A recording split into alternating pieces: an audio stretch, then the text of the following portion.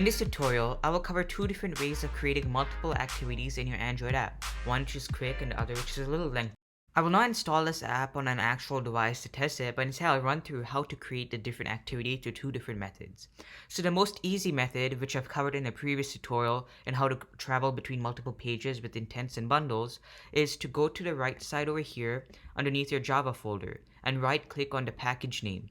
Then you're going to hover over new, and then you should see an option for creating a new activity if you scroll a bit to the bottom. And then you can see that we have various different activities that we can choose from. But for the purposes of this tutorial, I'm just going to choose a simple empty activity. So I'm going to click on that, empty activity, and I'm call it, main activity 2, because I'm not going to do anything with it. Now I'm going to click finish. So once that's done running and the Gradle project sync is done, you can see it's already finished actually. I now have two activities. And if I head on over to my Android manifest folder, underneath the manifest and app, then you can see that I have my second activity over here. So activity Android name .main2 activity.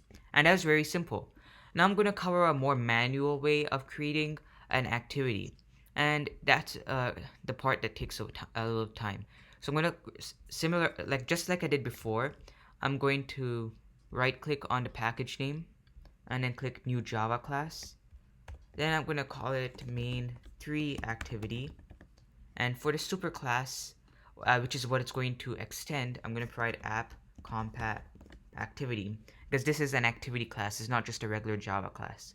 Now I'm going to click OK. And now what I have to do is do Control O or Command O, and then choose the on create, which I'm going to override.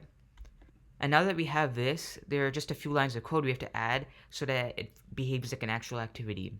So one of them you may have noticed is to add the set content view, and that's to set the layout of our activity. So I'm going to say set content view, and then I'm going to have to create a new layout file for this activity, but for now I'll just say layout activity main3.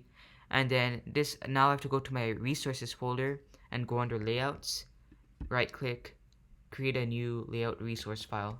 I'm going to call this main activity main3. And now what I can do is just copy my code for activity main2 into this.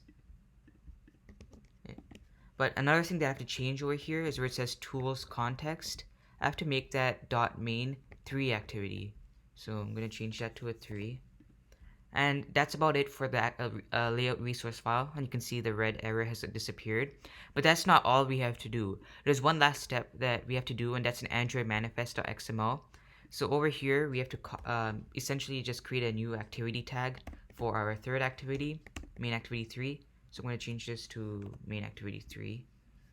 And that's about it. From IJ Apps, you learned different ways to create a new activity in your Android app. If you haven't already, please subscribe, and until the next tutorial, happy developing.